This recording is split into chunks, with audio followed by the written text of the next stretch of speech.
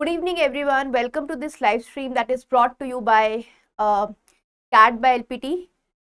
Guys, for those of you who have been following me since last 1.5 months, you already have an idea what we do in these sessions. So, we pick up questions from across the sections here. So, today what you have here is we have a VARC session wherein we are going to pick up questions that is at par with CAT level, and we try to practice the questions so that you understand how these questions are supposed to be solved, and it helps you to practice and to understand what are the nitty-gritty in terms of solving the questions.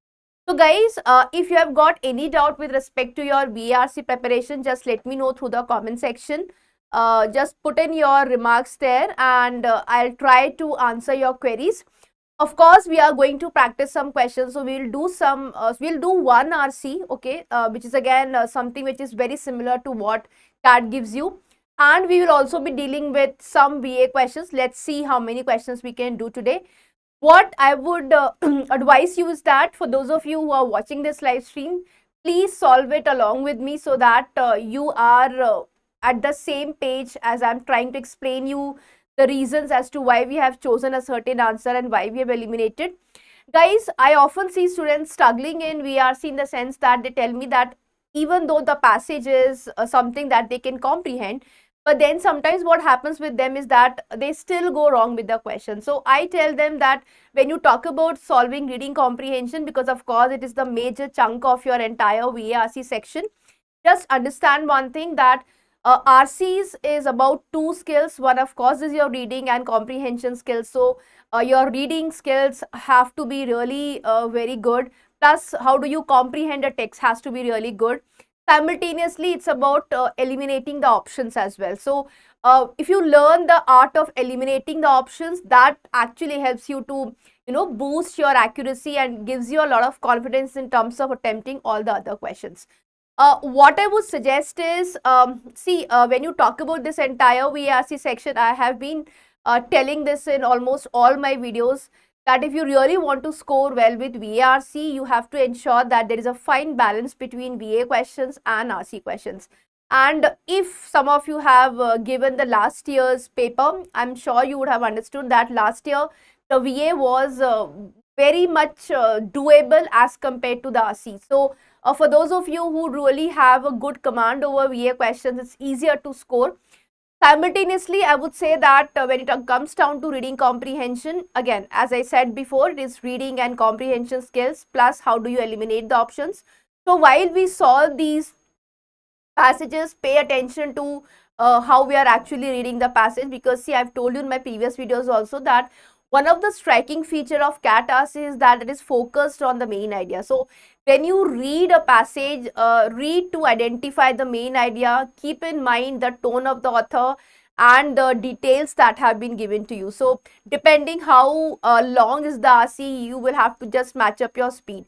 But I think if you practice it on a regular basis, because this does gives you a platform wherein you're practicing questions, it's not about solving too many RCs at one go, but just make sure if you're solving 2 to 3 RCs every single day or every alternate days, and you are practicing VA question on alternate days, it will give you a very good practice and it will enable you to have that confidence which is required to ace VRC section. So let us not waste any more time and let us get started with today's session. So here is a passage for you. Start reading the passage. I'll scroll through all these slides, and then we will together read it and try to answer the questions as we can. So here is the passage, guys. Start reading.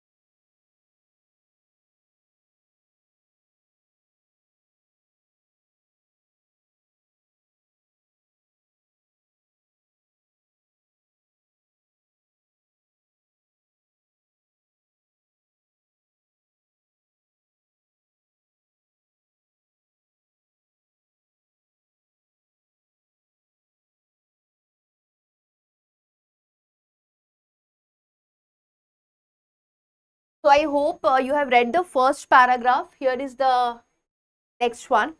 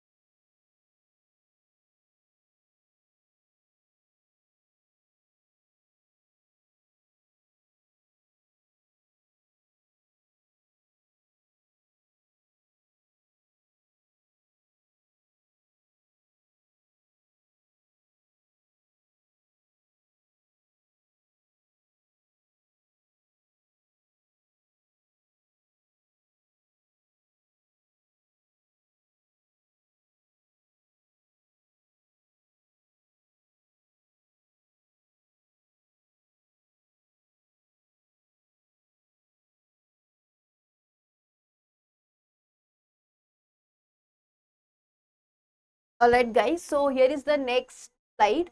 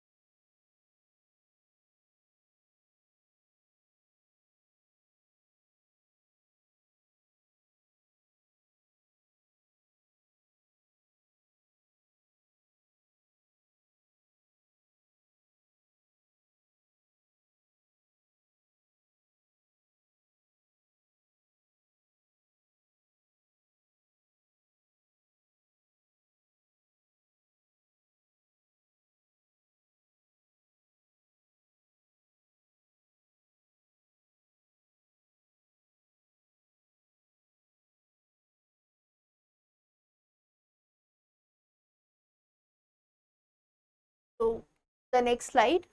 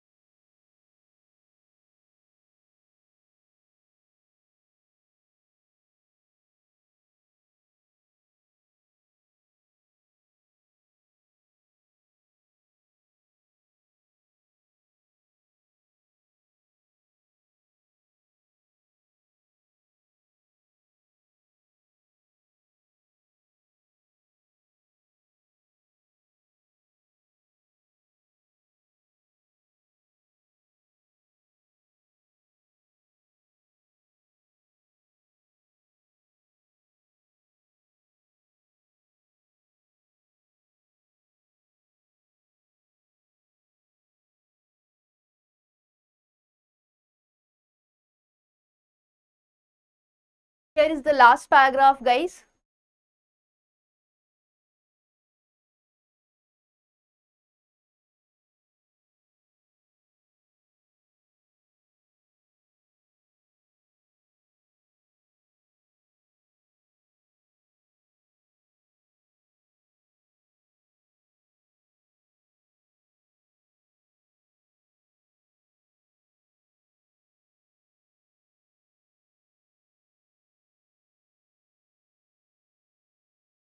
Alright guys, so I hope you would have read the passage. So what we are going to do now is that we are going to reread again. Okay, so it's all about understanding what is the main idea of the passage, what subordinate ideas have been presented here, and what is the tone of the author and how the discussion is going on. So let's go back to the passage. Let's try to make sense of what we are dealing with. So let's get started. Yeah. So let's read it together, try to understand what the passage is all about, what the author is trying to convey to his audience or the readers, and what are the important points that we can make through this particular passage. So it says, recently, I spent several hours sitting under a tree in my garden with the social anthropologist. Okay, so we are talking about a social anthropologist, William Murray, a Harvard University professor who specializes in the art of negotiation and wrote the best-selling book Getting to Yes. He captivated me with his theory. Now see, the passage mentions theory, so of course um, this is important in terms of understanding how do we read the passage. So it talks about theory. Let's read what this theory is. So it says, he captivated me with his theory that tribalism protects people from their fear of rapid change. So it's talked about tribalism protecting people from their fear of rapid change. He explained that the pillars of tribalism, okay, that humans rely on for security would always counter. So it will counter or it will go against any significant cultural or social change. So when you have a change taking place, it will be countered by something else, and that is more precisely about tribalism. So it says, in this way, he said, change is never allowed to happen too fast. So we are talking about change here, and what we have said is that it's never allowed to happen too fast.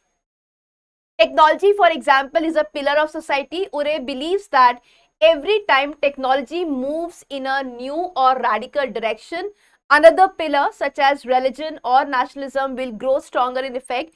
The traditional and familiar will assume greater importance to compensate for the new and untested. So when you talk about the change and you talk about the traditional methodology, it says the traditional and the familiar will assume greater importance to compensate for the new and untested.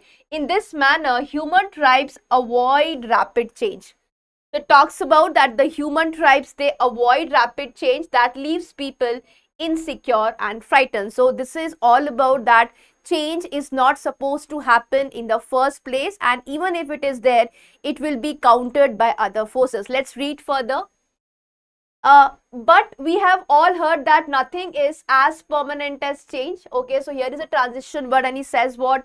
We have all heard that nothing is as permanent as change. Nothing is guaranteed. Pithy expressions to be sure, but no more than cliche. So what the author is saying is that this idea, which is nothing is as permanent as change, is actually a pithy expression to be sure, but no more than a cliche. Now, what exactly is a cliche? Cliche is an overused expression that lacks relevance. Okay, so that is called cliche. This is what the author is saying. As Urey says, people don't live that way from day to day. On the contrary, they actively seek certainty and stability. So, as opposed to change, they seek what? They seek certainty and stability. They want to know they will be safe. So, we talked about change here. We talked about what will be the forces that would be countering the change. Let's try to read and understand further. Even so, he has said, even so, despite the fact that change is never allowed to happen too fast, it says what? We scare ourselves constantly with the idea of change. We use the term scare because we are scared of changes. And IBM CEO once said, we only restructure for a good reason, and if we have not restructured in a while, that's a good reason. We are scared that competitors, technology and consumer will put us out of business. So we have to change all the time just to say, like, this is what the perception basically is. Let's read further. Now it says, again, we have used a transition here, which is but. It says, if we ask our fathers and grandfathers, would they have said that they lived in a period of little change? Structure may not have changed much. So what the author is saying is that when you talk about the present times or the past times for that matter, The structure would not have changed much. It may just be the speed with which we are doing things. So it's all about the ideas that is featured around changes. Let's talk about what it has further. Then it says change is overrated. So I'm sure you are now understanding that when you talk about reading the passage and getting the subject matter, you understand what ideas are presented there and how these ideas are to be understood. So there is one more opinion. He says that change is overrated anyway. Consider the automobile. It's an especially valuable example. Okay. Now see guys, whenever you quote an example, whenever the author or the writer quotes an example, the learning behind that particular example is always going to be important. So when you see a particular example given in the passage, make sure you understand why the author has quoted that example so that you can use it to answer your questions further. So it says because the auto industry has spent tens of billions of dollars on research and product development in the last 10 years. All right. Henry Ford's first car had a metal chassis with an internal combustion gasoline powered engine, four wheels with rubber tires, a foot operated clutch assembly, and a brake system, a steering wheel, and four seats, and it could safely do 18 miles per hour. So, this is where the research and development has taken place.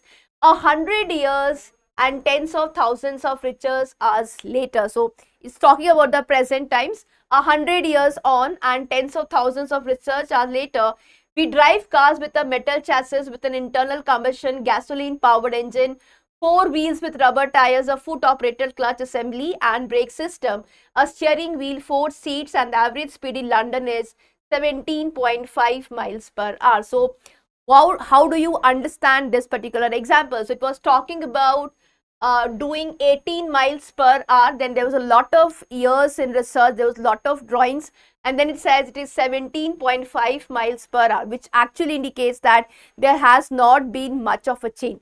So this is how you should understand it. Let's read further. Now that is not a hell of a lot of return for the money. So we have put in a lot of money, we have put in a lot of research, but still the results are not exactly of a return. Ford evidently does not have much to teach us about change. So it does not really teach us anything about change.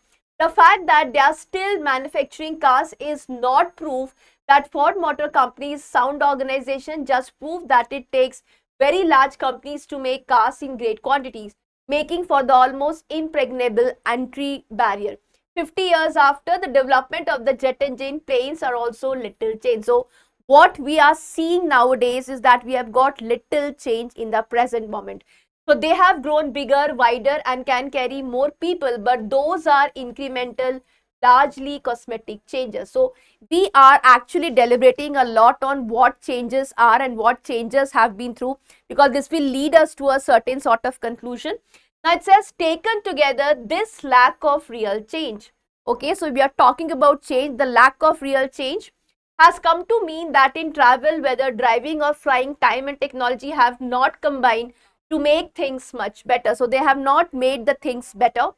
The safety and design have of course accompanied the times and the new volume of cars and flights, but nothing of any significance has changed. So again, we are saying that nothing of any significance has changed in the basic assumption of the final product. So there might be some changes, but when you compare the time and the money that is involved, you have not seen much of a change. Let's read further. At the same time, moving around in cars and aeroplanes become less and less efficient all the time. Not only has there been no great change, but also both forms of transport have deteriorated as more people clamor to use them. The same is true for telephones, which took over 100 years to become mobile or photographic film, which also require an entire century to change. So what we are basically figuring out is that change is not really happening. It is not just there.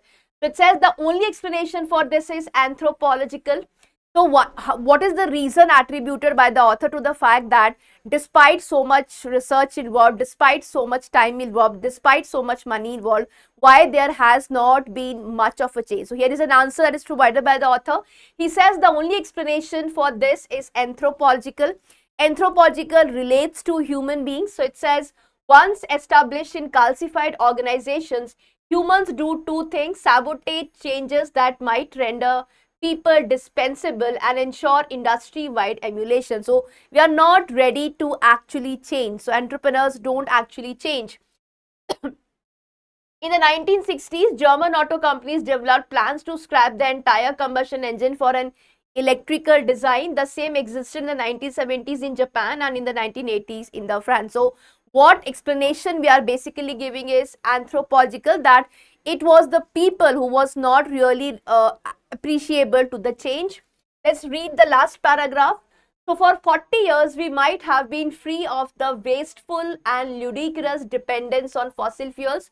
Why did not it go anywhere? Because auto executives understood pistons and carburetors and would be loath to cannibalize their expertise along with most of their factories. So if you have read the entire paragraph, you would have understood by now that the entire passage talks about change, and the author says that change is really not happening. So there might be some structural changes in the way things are laid out, but the real change is not happening.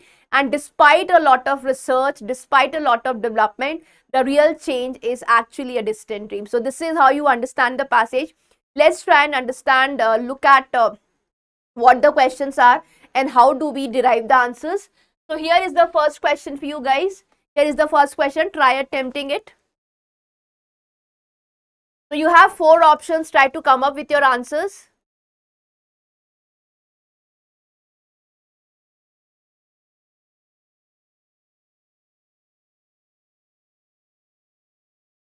Guys, if you find this stream to be useful, please like the session so that we can reach out to more number of people.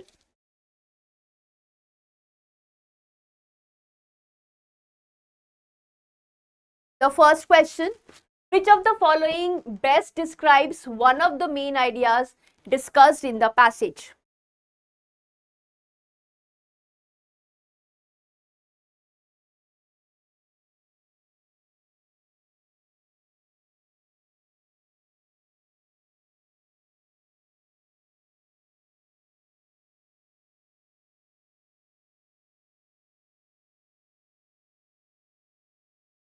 Okay, let's try to understand. Once we have read the passage, once we have understood the main idea, okay, we have understood the subordinate ideas, we have understood what the author's opinion is, how has he concluded, and so many other things. So for those of you who has joined now, just make it sure that you watch the video from the beginning till the end, so that you understand what is in the passage and how we are trying to answer the question. So it says, which of the following best describes one of the main ideas discussed in the passage? Let us have a look at the options. So it says, rapid change is usually welcomed in society. Look at this part. Fine. So when we were discussing change, it was clearly mentioned that human beings do not actually, accept change that easily, because they want safety, they want stability.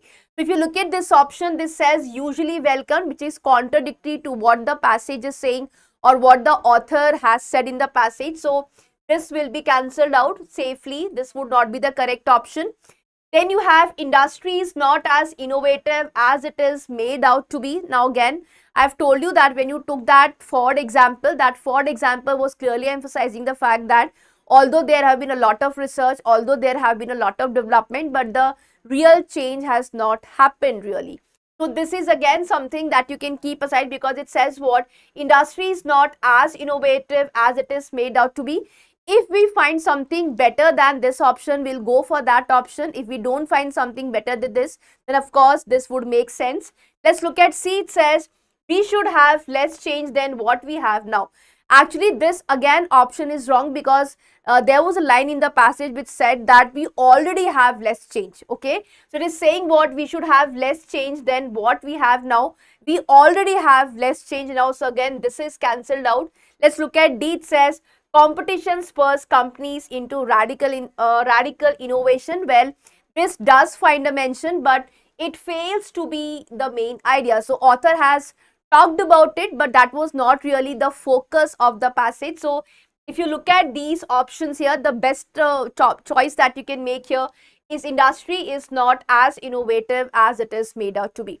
Guys, understand one thing: when you figure out the main idea, anything which is contradictory to the main idea will be actually ruled out, because you just can't choose an option that is opposite to what the author is saying. So when you figure out what is the author's perspective on a certain topic, just make sure anything which is contradictory to that will not be your answer choice. If you look at these options, we have eliminated it on the basis of a logic here, and I'm sure you would have figured it out that you don't find a better option as compared to B as an answer, right? Let's go to the second question now. It says, according to the passage, which of the following statement is true? Again, so you will have to just look in terms of the questions here, try answering this.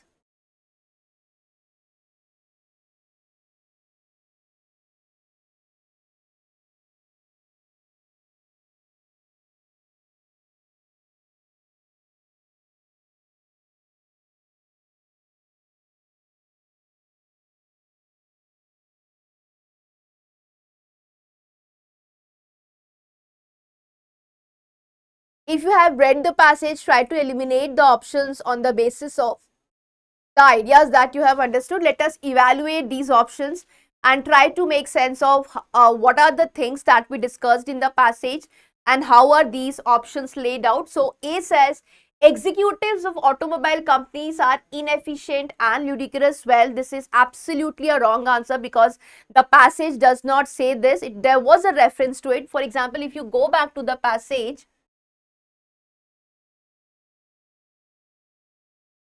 okay, so let's try to make sense of.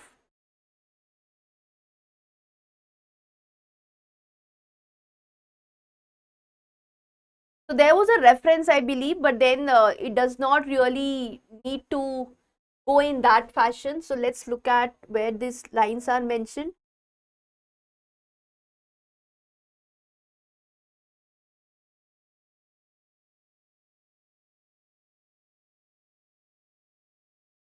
Right, so it says what? So for 40 years, we might have been free of the wasteful and ludicrous dependence on fossil fuel. So this ludicrous word is used in the context of something else, which does not find its mention. So if you go back to the questions here, right, so it says executives of automobile companies are inefficient and ludicrous. Well, that is absolutely incorrect because the passage does not say that at all. So even this would not be the answer choice, can be safely ruled out. B says the speed at which an automobile is driven in a city has not changed much in a century. The Ford example that we quoted, for those of you who have read the passage from the beginning till the end, I'm sure you would have understood that the Ford example that we quoted, we figured it out that the speed at which automobile is driven in a city has not changed much in a century. So this is most likely to be your answer, but let's check other options as well. It says anthropological factors have fostered innovation. It is just the other way around. Actually, it has not fostered the innovation, it has gone against it. So this is again contradictory. In automobiles, by promoting use of new technologies, again this is opposite to what the passage is saying, can be safely eliminated. D says further innovation in jet engines has been more than incremental. The passage simply mentions that it has been incremental, which is not too much of an impact here. So it's not about the fact that it has been more than incremental. So this is again wrong with respect to what the author of the passage has said. So that can be safely ruled out. The answer would be B option. So once you understand the example in the passage and you understand why the author has quoted that example, that actually makes things easier for you. Let's go to the third question now. It says, which of the following views does the author fully support in the passage? So you have to choose an option that is supported by the author of the passage. Have a look at the options here and try to come up with an answer.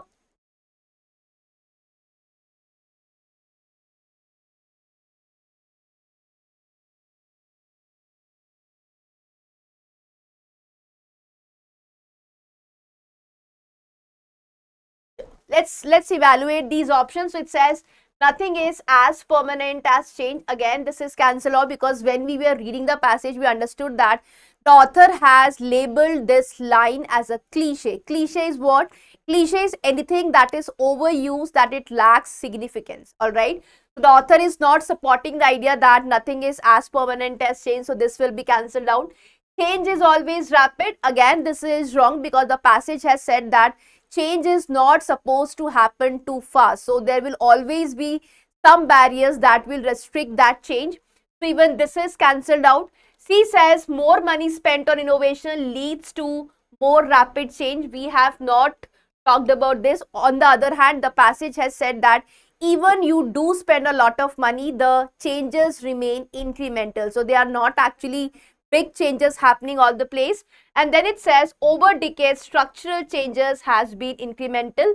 Then this probably should be the answer for the question. So over decades, there has not been much of a change. So these structural changes has been only incremental. So there were just cosmetic changes. No major change was happening across these centuries. So that is what we are looking at. Once you understand the main idea, guys, it becomes really simple to eliminate your choices. But yes, I'm sure there are some of you who do find it difficult to understand what exactly is the main idea. So what I'll suggest is that make sure you are practicing a good range of passages every single day. You can take up 2-3 passages every alternate days, and that should be good to go. Meanwhile, also remember that you also have to practice VA questions, right? Let's go to the next question now. Question number 4. It says, according to the passage, the reason why we continue to be dependent on fossil fuels is that towards the end of the passage, we understood the fact that the reason quoted by the author was that it was anthropological, which was people were loath to the ideas. Okay, so let's look at the option. It says auto executors did not wish to change. This is exactly the reason that was quoted. So towards the end of the passage, when the author mentioned that the answer was anthropological, the answer was that it is given in the last paragraph. So it says, why did not it go anywhere? Because auto executives understood pistons and carburetors and would be loath to. Loath is when you dislike something, when you don't want to have something, when you are not in favor of something. So it was loath to cannibalize their expertise along with most of their factories. So if you go to the questions here, it says what? Auto executors did not wish to change. This is what having an anthropological answer actually means. So this should be the answer. Let's also look at other options. No alternative fuels were discovered, where the passage does not state that there was no alternative fuels. Change in technology was not easily possible. Even that was not the reason. And it says German, Japanese and French companies could not come up with new technologies. Well, the author does not say that. Author has said that the real reason that we have not changed much in a century is that we are loath to the idea of change. So when you say the word loath, it is to dislike something or not to be in favor of something. And depending on the main idea itself, we are trying to answer those questions. So I hope that you would have understood by now that once you figure out the main idea of the passage, it becomes easy for you to answer the questions. So if you understand that there are certain options which is out of scope, or something which is irrelevant, or something which is too extreme, something which is very alien option, you can automatically eliminate those choices. So this was the passage, guys. Let's look at so let's practice a VA question. So you have a passage here, short one. It's a summary question. Yeah, it is alternate summary question. Try reading this and we'll discuss the answers.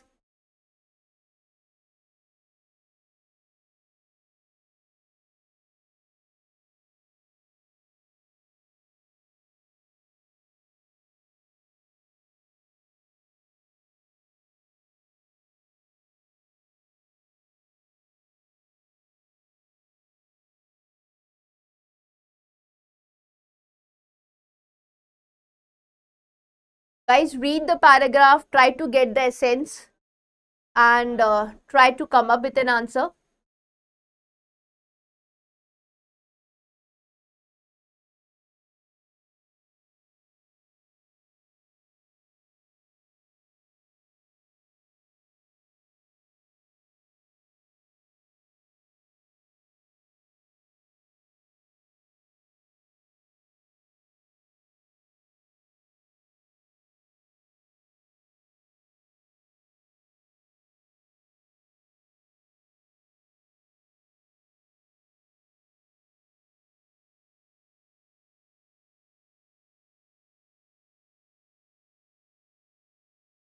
Let me know if you have any answers in the comment section.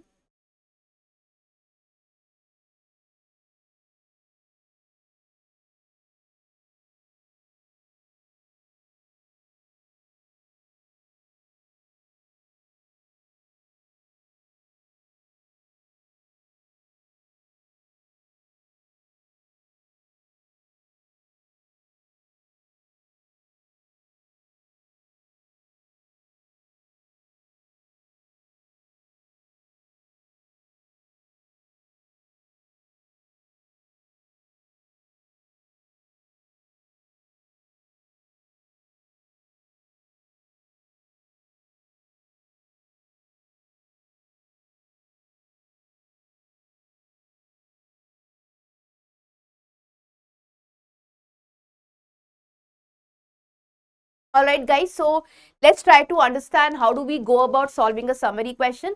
When you are solving a summary question, guys, just understand one thing, that the most important aspect of solving a summary question is that you have to understand the gist of the passage, right? So which are the most important details in the paragraph, and then it is all about how do you eliminate your choices, because see, when you're solving a para summary question, these choices would be very similar to each other. So you have to actually differentiate how they are different from each other, and you have to evaluate that idea with respect to what the passage is discussing. So let's try to read this and try to understand how do we understand the paragraph, and how do we look at the options, and how do we eliminate.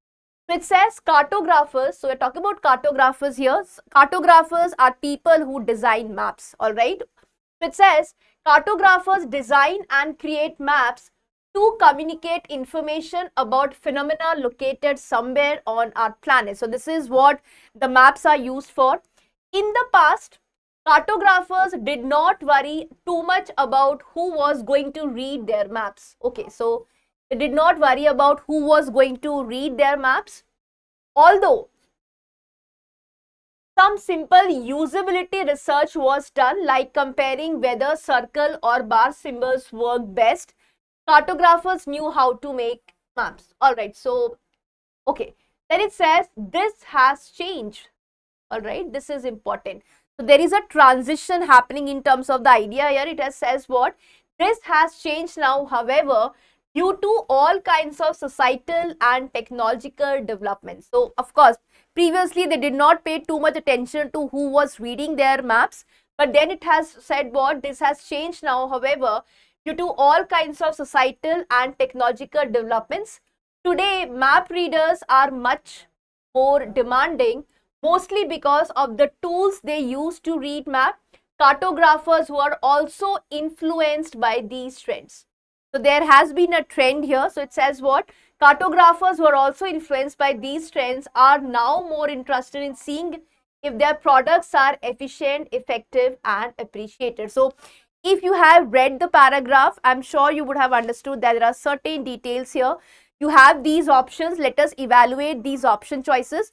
Guys, understand one thing. Once you understand the essence of the text, so once you have understood what the paragraph is all about, then it comes down to how do you differentiate your options. So let us read out the options and try to make sense what it is saying.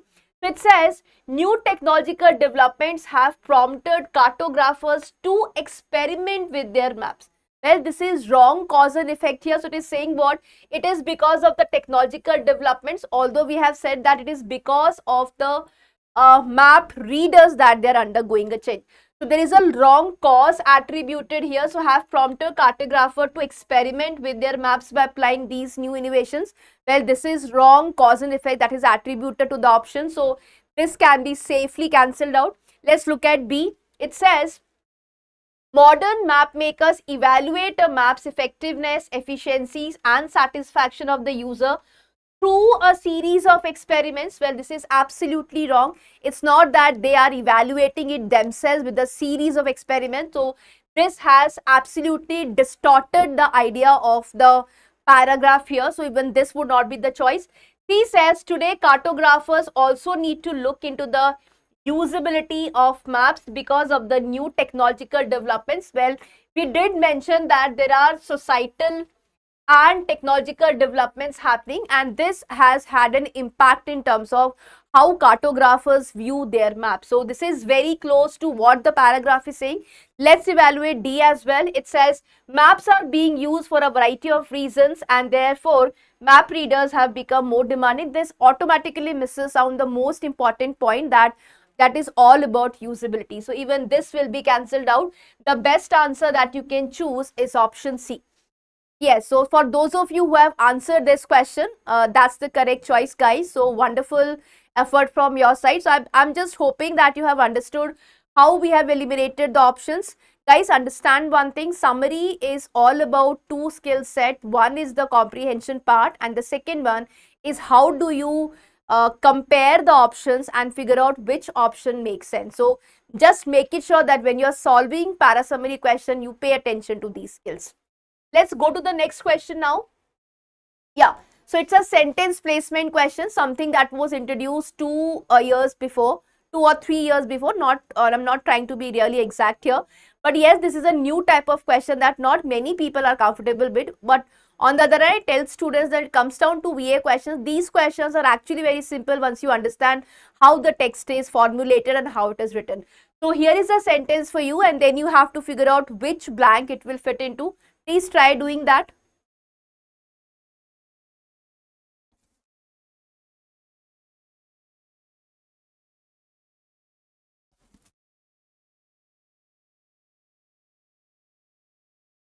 Guys, if you find this stream useful and worth your time, please like the stream so that we can reach to a large audience.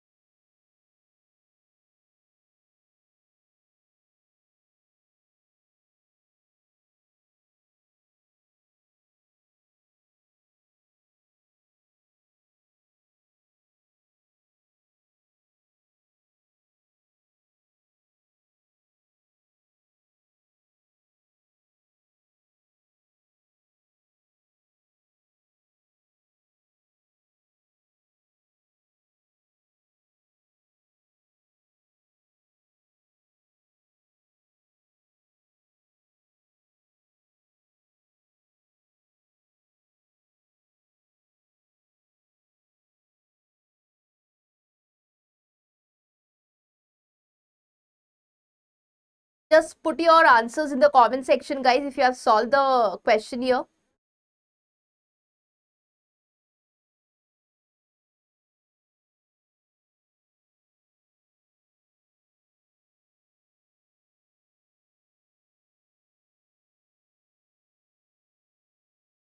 Alright guys, we will look into it. So let's try to understand how do we go about solving this question. So guys, when you're solving a sentence placement question, it's all about your reading and your comprehension. See, actually when you talk about the entire VARC section of CAT, this is all focused on two skills. One is reading skills and one is comprehension skills. So that is what we are looking at. Alright, so some of you have answered the question. Let's evaluate whether we are right or whether we are wrong. Just look at how the question is supposed to be solved. So it says, let's look at the sentence here. It says, the brain is not organized the way you might set up your home office or bathroom medicine cabinet. So this is the statement here, right? So we are talking about brain is not organized the way you might set up your home office or bathroom medicine cabinet. Well, that's the statement that we have to fit in the paragraph. Let's first read the paragraph and try to understand where it will not fit in. Okay, it is just the counterways. It says, you have a blank here and it says, you can't just put things anywhere you want to. Okay, so this also talks about you just can't put things anywhere you want to. Then it says the evolved architecture of the brain. Architecture of the brain is haphazard and disjointed and incorporates multiple systems, each of which has a mind of its own. Can we put it over here? Well, that does not really make sense. Okay, let's just come down to this blank later. Then a mind of its own, then you have a blank here. Then it says evolution does not design. See, when you talk about evolution, guys, understand one thing. When you introduce an idea, you just introduce an idea and then you talk about evolution. So this is now talking about evolution of the brain. Here it says what? Evolution does not design things and it does not build system. It settles on system that historically conveyed a survival benefit. Okay, so you have a line here. Let's read further. It says there is no overarching grand planner engineering the systems. See, the entire discussion is just going wayward. So it is not even related to what the sentence was saying. So I can say that you can safely eliminate third as an option. Then it says the brain is more like a big old house with piecemeal renovations done on every floor and less like new construction. If you even try to put it here, then of course does not make sense, because this is something which is introducing the idea. So even this is cancelled out. Let's look at 1 and 2. So 1 says, they have a blanket. It says you can't just put things anywhere you want to. So look at this line. I think this provides you a hint as to where you would actually put that statement. So if you say that the brain is not organized the way you might set up your home office, bathroom, medicine, you can't just put things anywhere. And for those of you who have got good reading skills, because see what happens is sometimes when we read the sentence, we get an inkling that this is most likely to be the introductory statement. So if you have got those skills, I'm sure you would have figured out by now that we have cancelled out third and fourth because the idea was really different here. But when you look at first and second, second says what? The evolved architecture of the brain. You first mention brain and then you talk about the evolution of the brain. So as opposed to the second blank, it is most precisely to go in the first blank, and that exactly is an answer.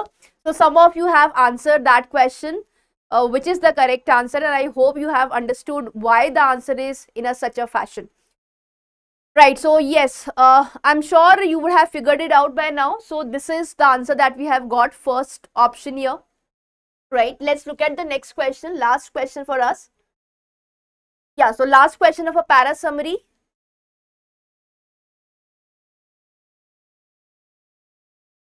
Guys, this is the last question that we are solving.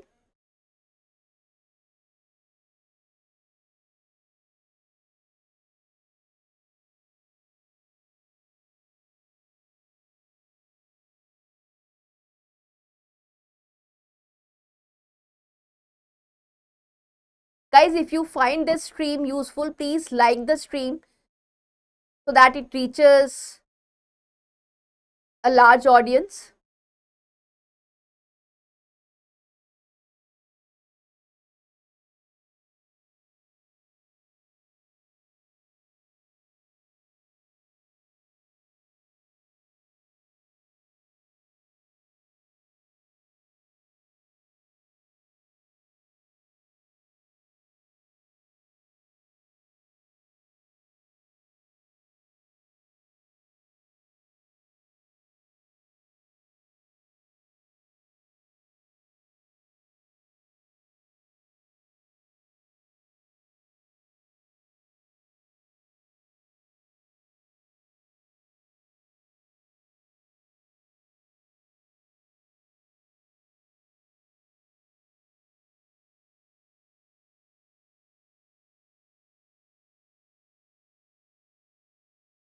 Alright, let us try to understand how do we arrive at an answer. And as I said before, para summary is again a check of your two skills. One, of course, is your comprehension skill, and the second one is how do you eliminate the options. So let's look at this particular question. It says scientific research shows, okay, so quoting a scientific research here, shows that many animals are very intelligent and have sensory and motor abilities that dwarf us. Okay, dwarf is to make it smaller than what we can actually assume it to be. It says dogs are able to detect diseases such as cancer and diabetes and warn humans of impending heart attack and strokes. Elephants, whales, hippopotamus, giraffes and alligators use low frequency sounds to communicate over long distances, often miles. Many animals also display wide ranging emotions including joy, happiness, empathy, compassion, grief, and even resentment and embarrassment. So we are basically talking about these animals displaying these emotions here. So let's read further. It's not surprising that animals share many emotions with us because. So we have because here, and it gives you a reason. It says what? It's not surprising that animals share many emotions with us because we also share brain structures located in the limbic system that are the seat of our emotions. So we have talked about a similarity between animals and humans, and what we have said is, yeah, so it talks about intelligence, sensory and motor abilities, but we just talked about many animals also display wide ranging emotions. And why do they display it? Because it says we share brain structures. Alright, so these are the important points that we have quoted here. Let's look at the options. A says animals can show emotions which are typically associated with humans. This is fine, but it does not mention that we share the brain structure.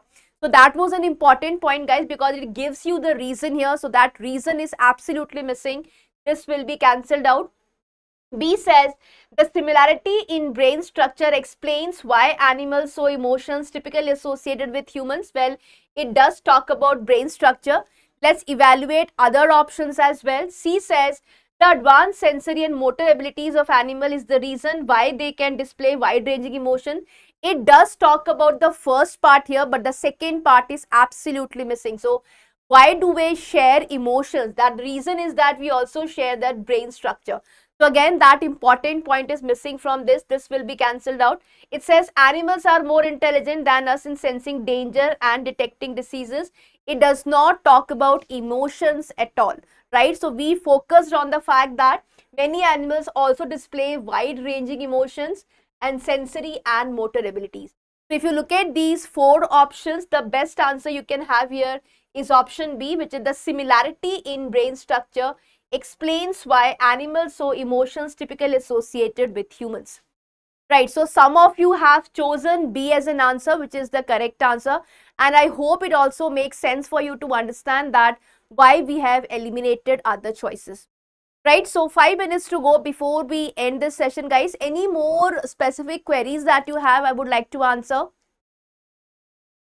Then the point is, see, when you talked about the first half here, which is intelligent, have sensory motor abilities, that's not really the focus of the passage. Alright, so when you discuss in terms of what exactly is the point here, we were basically talking about the abilities plus the emotions plus the reason for that particular emotion. So that emotion has to be there. That reason for having shared these emotions with humans has to be there. So that is the reason why would you have eliminated option number C, because it simply says what the advanced sensory, and it does not mention advanced at all. Okay, the passage does not mention advanced here. It just mentions sensory and mental abilities of animals. Now it also says the reason why they can display wide-ranging emotion. Well, that's not the reason, because this is again problematic. So I hope it makes sense to understand that the reason quoted as to display these emotions is that we have brain structures that are similar. So that point has to be in your summary to highlight the main point of the passage. I hope your doubt is cleared now. Alright guys, so that was it from my side. We will continue practicing these questions again. Alright. Now see guys, I'm sure not much time is left for your CAT preparation. So just make sure that you are reading every single day, you are solving RC passages, you are solving VA questions, and you are acing up your preparation. Meet, what I would say is that first you need to understand where do you lie when it comes down to VARC section. If it is something you are most comfortable with, you should be attempting more questions. And if it is something that you really don't, feel confident about your answers, because there are many people who tell me that English becomes highly subjective in terms of the answers. So yes, I would always say that if you are increasing your attempts, make sure that you have accuracy in place. So it's all about, all right, so for 2026, we have a long way to go, but I think if you just practice your basics in a long run, that will help you to understand how do you ace up your scores. So if you are really comfortable with verbal, amp up your number of attempts, and I think that should also help you to improve your accuracy. Just remember that your number of attempts is directly proportional to your accuracy. So if your accuracy is good, attempt more questions. If your accuracy is not up to the level, do not go for too many questions, because you end up scoring a negative here. So that has to be avoided. Alright guys, so that is it from my side for today. We have these sessions every day at 6 p.m. We are doing it for all the sections. So we are doing it for VARC, we are doing it for DILR, and we're also doing it for CON. So if you're somebody who is preparing for it, of course, Meet, 80% accuracy is what we are looking at. See, verbal does not really count for 100% accuracy. So what I tell students is that if you are solving a question and your accuracy is near about 70 to 80%, That's the decent accuracy that you actually have there. So if you have got 80% accuracy, you can try attempting more questions. If not, restrict yourself in numbers. Alright guys, so for those of you who have joined me now, please watch the live stream from beginning to end, solve the passage, solve the questions, and I'm sure tomorrow you would have, I think, DILR. Not sure though, just join in tomorrow at 6 p.m. But you would have anywhere between the section that is DILR, or you would have it from Quant, because you are already done with VARC, so you would have the next section there. Alright guys, that's all from my side. Thank you so much. See you in the next session and keep working harder. Wish you all a happy Janmashtami. So it's a Janmashtami day today. So I hope you all are celebrating. Thank you so much. See you in the next live stream.